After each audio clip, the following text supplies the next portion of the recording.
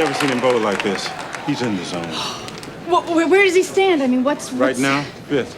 Fifth? You mean he can make the finals? He could be on TV tomorrow? Looks that way.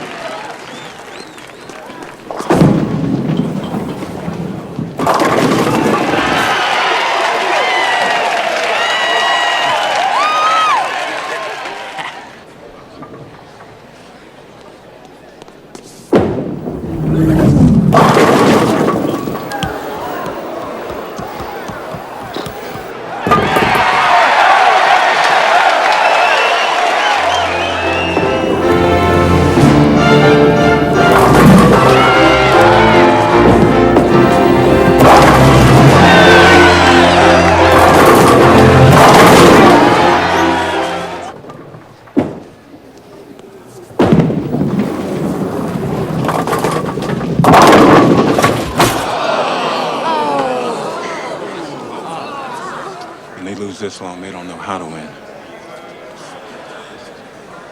Come on, Danny.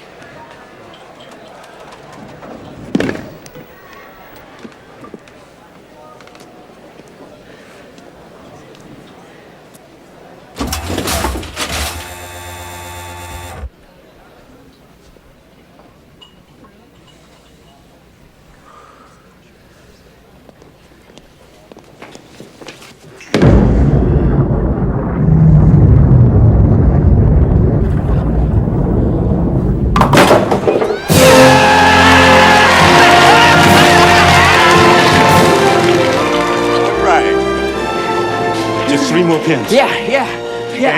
I'll be right back. Then we'll celebrate.